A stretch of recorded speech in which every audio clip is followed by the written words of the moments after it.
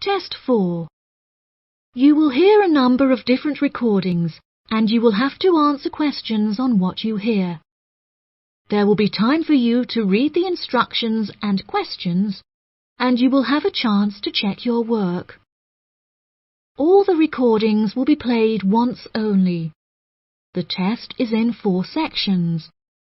At the end of the test, you will be given 10 minutes to transfer your answers to an answer sheet.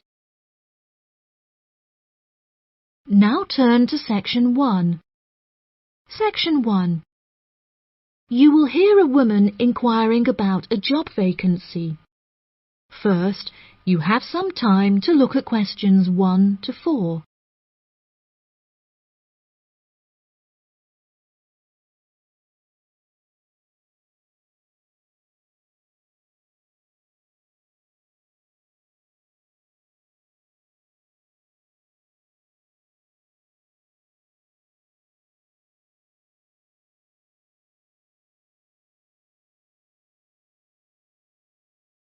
You will see that there is an example that has been done for you. On this occasion only, the conversation relating to this will be played first. Hi there. Welcome to the Job Centre. How can I help? Good morning. I'm here to inquire as to whether you have any jobs available at the moment. Yes, we have several available. What kind of job is it that you're looking for? Well, I'll take any part-time jobs I can get. I'm really strapped for cash at the moment. The type of work the woman is looking for is a part-time job, so part-time has been written in the space. Now we shall begin. You should answer the questions as you listen, because you will not hear the recording a second time. Listen carefully and answer questions 1 to 4. Hi there. Welcome to the Job Centre. How can I help? Good morning. I'm here to inquire as to whether you have any jobs available at the moment. Yes, we have several available. What kind of job is it that you're looking for? Well, I'll take any part-time jobs I can get. I'm really strapped for cash at the moment. OK. Bear with me while I have a browse on our system. Here we are. We have 3 vacancies at the moment, all involving quite different roles. That sounds promising. What are they? The first one is for a post as a receptionist. It says here that experience in reception or general administration is preferred, but not essential. Have you worked on a reception desk previously? No, I haven't. I had a baby quite young, and so I have very little work experience. Could you tell me a few more details? Yes, of course. The job will be to mainly provide quality customer service, both over the phone and in person. When customers are waiting, you will be expected to provide them with refreshments and ensure they have a first-rate experience. I think I could manage that, and I'm a very friendly person. That's great. Do you have any information about the hours involved? It says here that you will be expected to work several early mornings, 4 days a week. Any other requirements? Yeah, you'll have to go through a couple of weeks of unpaid training before qualifying for the post. I don't know if I would be able to fully commit to that. Did you say it's 4 days per week? Yeah, it says here 4 days a week, with another day off per week when requested in advance. It also explicitly states that at least one of your working days must fall on a weekend. I'll have to think about that and talk to my babysitter. Before you hear the rest of the conversation, you have some time to look at questions 5 to 10.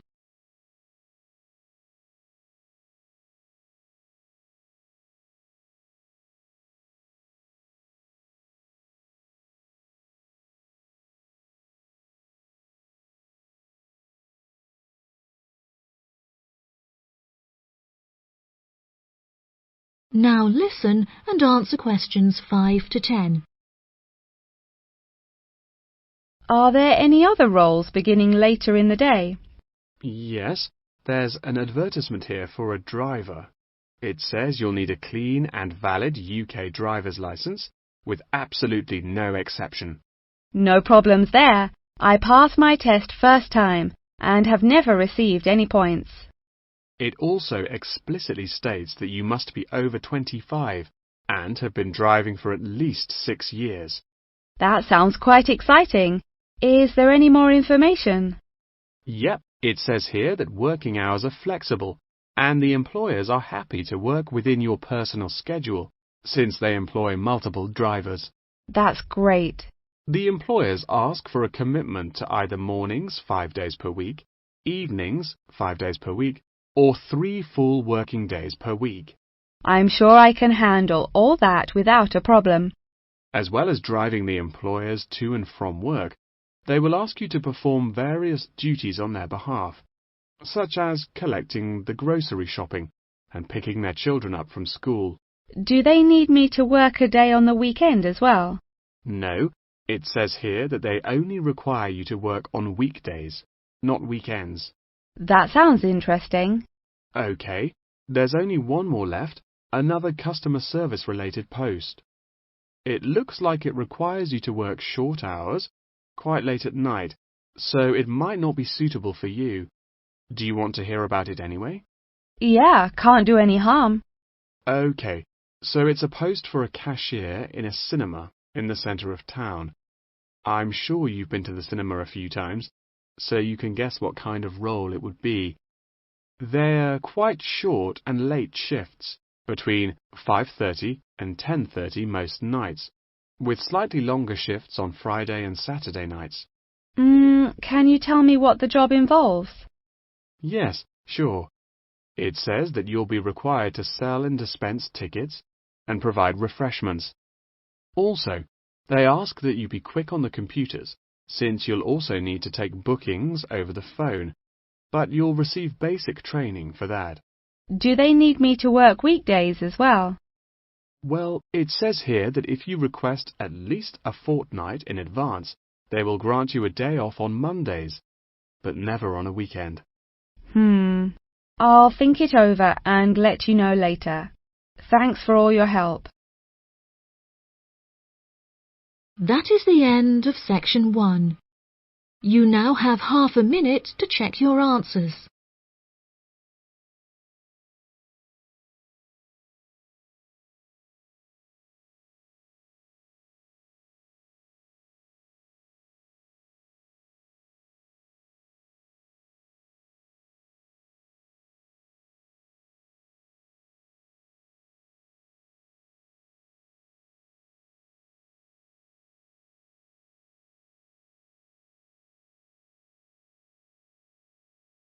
Now turn to section 2.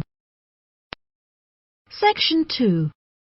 You will hear a representative from an organisation called Connection giving a talk about a homestay organisation. First, you have some time to look at questions 11 to 14.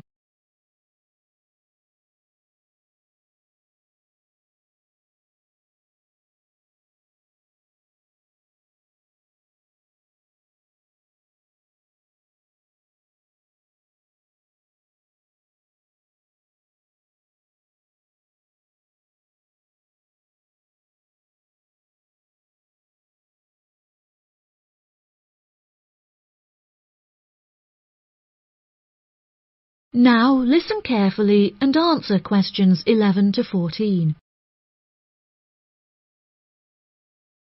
Thank you all for coming to my talk this evening. It's nice to see so many people in the audience. For those of you who don't know very much about Connection, let me start by giving you some background information about it. Connection is a British organisation that facilitates homestays all over the globe. This organisation prides itself on matching tens of thousands of host families with guests every single year, allowing travellers to discover a country's culture in a way like no other. Homestays are ideal for both travellers and homeowners, enabling intercultural exchanges and the development of lifelong friendships while providing travellers with often discounted accommodation costs and host families with a steady income from the comfort of their own homes. The homestay experience is particularly popular with university exchange students looking for a more genuine insight into their country of choice and an unrivaled opportunity to develop their language skills. The homestay experience is truly unique and once in a lifetime, and one that you will likely remember for the rest of your lives. It is important to note, however, that some people will find it difficult to adapt to the new country, with many enduring what is known as culture shock. Connection's advice for those suffering from culture shock is to go out and make as many friends as possible, no matter how difficult you may find it. Friends are guaranteed to help you feel more integrated as part of the local society and show you some great places to hang out.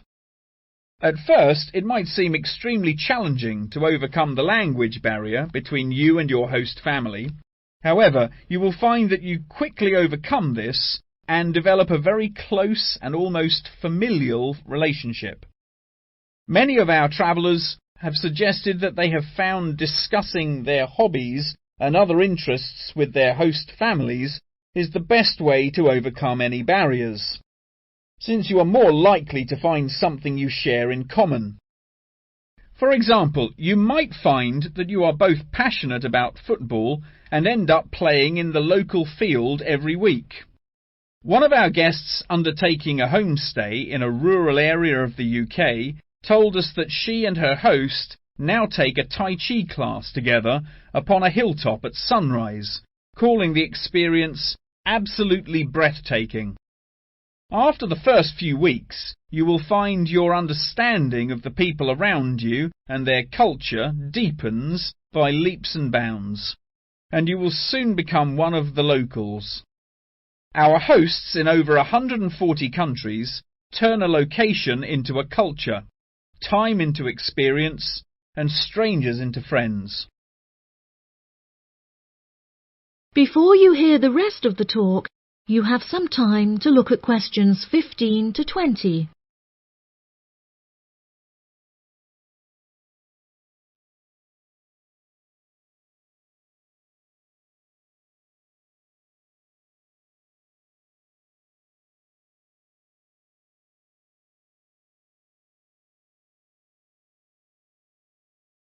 Now listen and answer questions 15 to 20.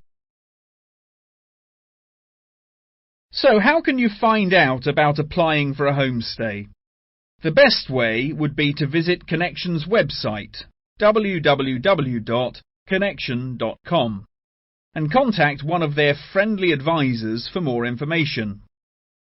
Once you have confirmed your interest in the service, we would strongly advise that you remain in close contact with the registration office, which will send you several emails keeping you up to date with potential matches in your country of choice.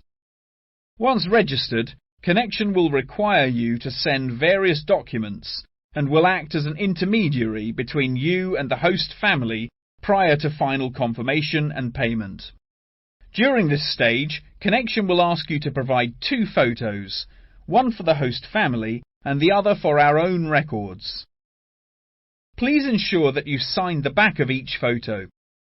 Due to the nature of the service Connection provides, security is an absolute must, and they will ask you to send in photocopies of your passport, birth certificate, and a bank statement as confirmation of your identity. On receipt of these documents, the official process will begin and your bank account will be debited for the initial deposit of £200. If you haven't received any acknowledgement confirming receipt of these documents from us within 7 working days, please contact the main office. As I mentioned before, due to the nature of the organisation, Connection operates a meticulous screening process, and all applicants will undergo an interview in our head office in London, with exceptions made in extreme circumstances. After your interview, it may take us several weeks to carry out the decision process, so please be patient with us. If you would like a fast-track service, please indicate this on your application, and we will notify you of the additional charges. Finally, once we have come to a result about your application, you will receive a decision in the post.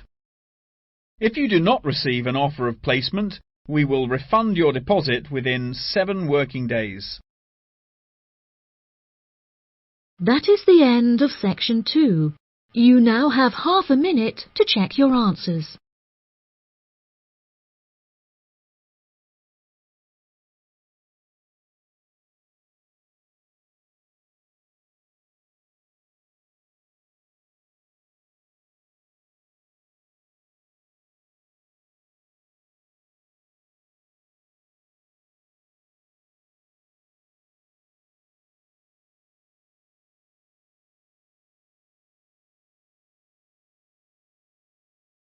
Now turn to section 3. Section 3. You will hear a conversation between 2 students and their professor discussing an essay. First, you have some time to look at questions 21 to 26.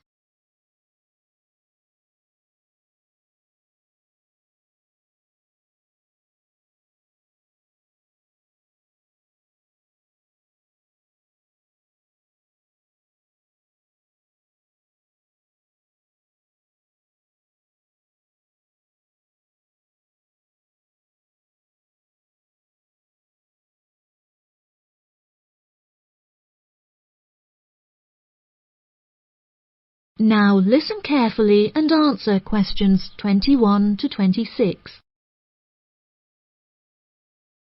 For next week, I'd like you to undertake a piece of research in preparation for writing your final essay. In order to gain top marks, you must include a range of primary, secondary, and tertiary sources. Are there any questions? Yes, Professor, I have a question. We haven't yet covered how to undertake this sort of research in much depth, and I'm a little unsure of what you want us to do. In telling us to include primary sources, do you mean you want us to design and distribute a questionnaire, analysing the results? You could design a questionnaire, but you'll soon find that distributing a questionnaire on such a large scale is somewhat troublesome. We couldn't possibly expect you to do it effectively as an individual university student without the necessary resources. No, ideally, I would like you to form 1 or 2 focus groups and interview them. This will provide you with a more qualitative approach. If your strengths lie in mathematics, please by all means take a more quantitative approach, but this will be more strenuous and time-consuming, and isn't entirely necessary for the purpose of this study. Professor, you haven't told us what our project is about. Do we get to choose our own topic based on the previous study? No, I'm afraid not. This will be a strictly Australian study. However, you can choose which angle you'd like to take, so long as it remains within the realm of anthropology. Does anyone have any questions specifically about the formation of the focus groups? I'd had several emails about this, and I'd like to address it now. My study is related to growing up in Australia, and the question of nature versus nurture. I've gathered more than 200 school children who would be happy to participate in a focus group. Do you think we'll need to include that many participants in a focus group? Blimey, Douglas, well done for finding that many willing children. But you definitely don't need that many for the study you're going to undertake. I'd say you need no more than 5 children per group, and no more than 3 groups, so 15 children altogether. You definitely need to control the group size in order to generate a meaningful dialogue. OK, if it's useful, I'll try and do it. I appreciate your enthusiasm for the project, but there are plenty of different ways to gather data. And I'm sure that if you look hard enough, you'll find someone who has conducted almost the exact same research in the past. My advice for you is don't be too ambitious and try to include as much information about various people or sectors. For those who haven't ever collected original data before, what do you suggest we do? I would suggest that you read accounts from other people who have undertaken such research to see what advice they can give. I would also encourage you to read Chapter 8 in the course textbook, which should give you a good introduction to collecting data. Moreover, you should try to practice using the data table provided in your course handbook. By now, you should have read at least 6 or 7 books giving quite detailed instruction on how to go about collecting data. Professor, I don't know about everyone else, but I'm having trouble reading the books. I had a really big assignment for another course, and I've been spending all my time on that. Jane, have you read all the books the professor mentioned? Well, my trouble is getting hold of the books. I've been to the library several times, but all the books are out. Sounds like you should have started borrowing books a bit earlier. Yes, I should have. But I got several ones from my friend a couple of days ago. I just skimmed through them and don't remember a lot of the information. Before you hear the rest of the conversation, you have some time to look at questions 27 to 30.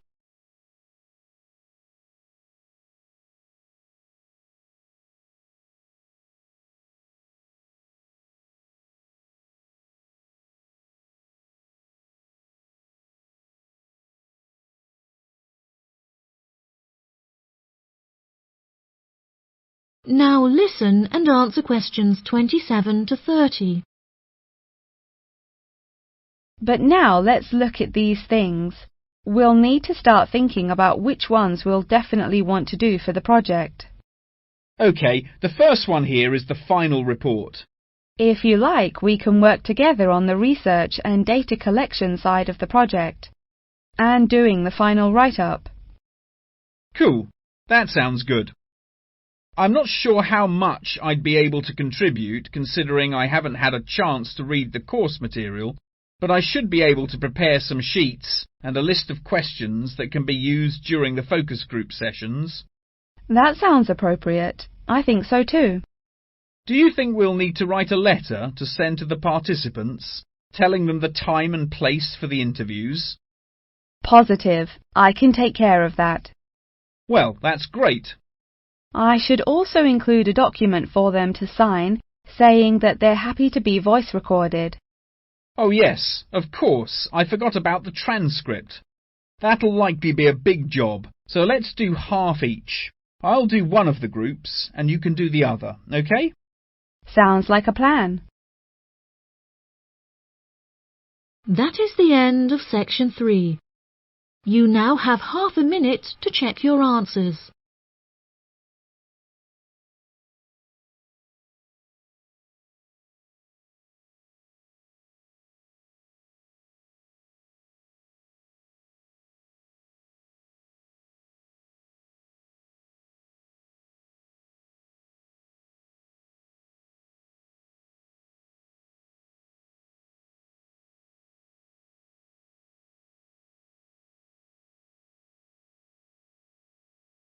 Now turn to section 4.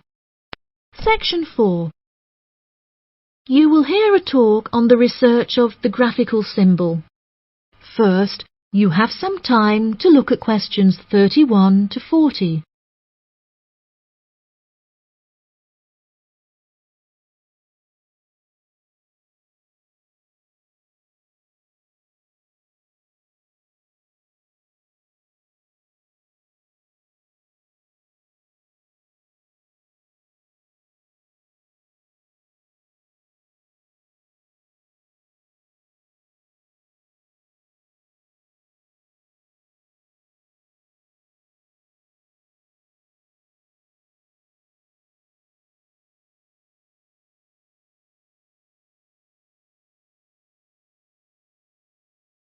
Now listen carefully and answer questions 31 to 40.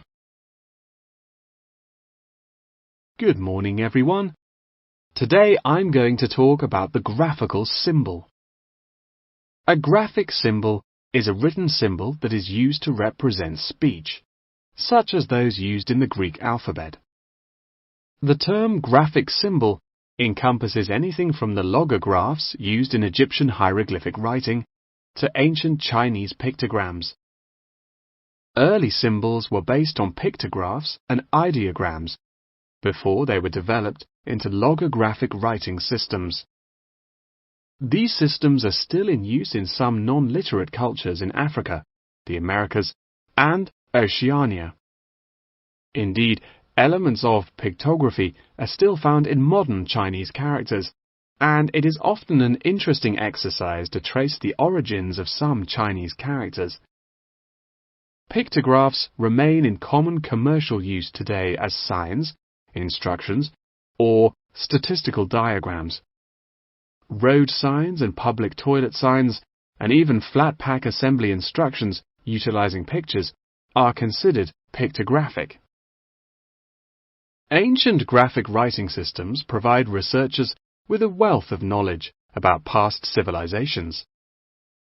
In 1799, one of the most important historical discoveries was made by accident when members of Napoleon's expedition to Egypt found a stone in Rosetta that exhibited 3 different scripts.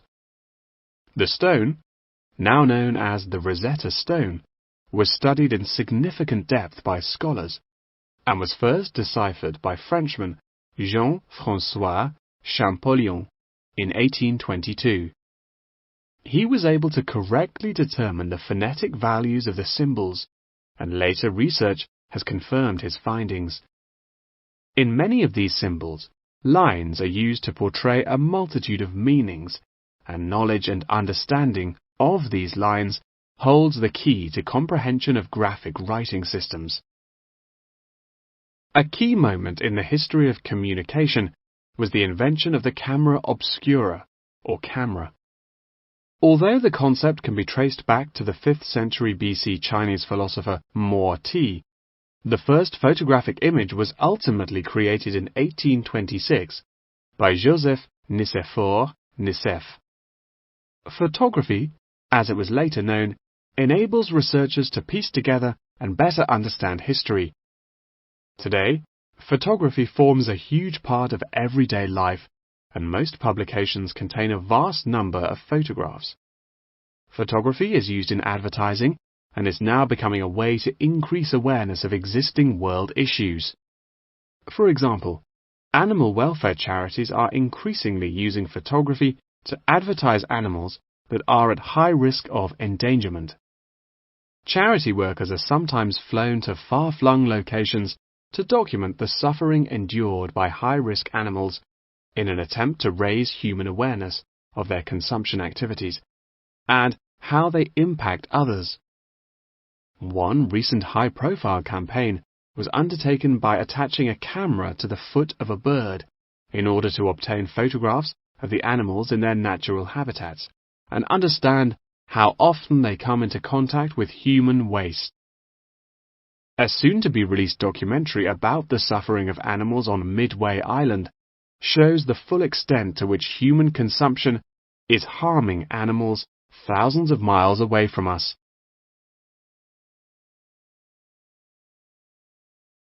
As photography continues to progress, with the use of drones now becoming somewhat commonplace, we should expect more and more objects to be included in the future, expanding the horizon of photography ever further.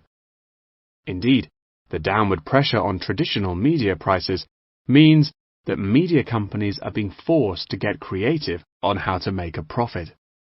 Many have found that the answer to this lies in advertising, and companies are now willing to devote a large portion of their budgets to advertising in newspapers.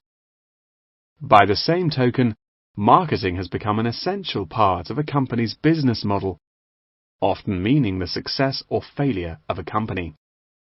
As a result, much time and money has been pumped into the development of effective branding, with attractive packaging playing a large role in this. However, many governments are now seen to be cracking down on marketing and packaging in an attempt to protect consumers from being misled. In particular, tobacco companies are now subject to ever-increasing regulation. For example, in the United Kingdom, legislation is soon to pass preventing any form of branding or differentiation on cigarette packaging in efforts to curb the harmful effects of smoking. Finally, one must not forget the fundamental role that graphic writing systems have had to play in mathematics. Graphs, icons, and diagrams often form the very basis of these branches of academia. Indeed, one needs to look no further than chemistry's periodic table to see a perfect example of graphic writing systems in use today. That is the end of section 4.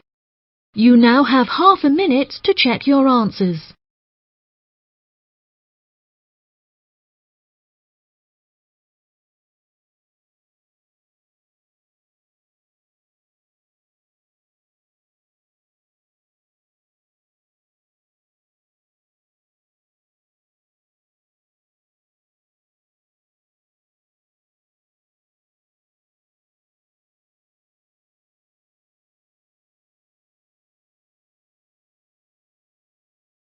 That is the end of the listening test. In the IELTS test, you will now have 10 minutes to transfer your answers to the answer sheet.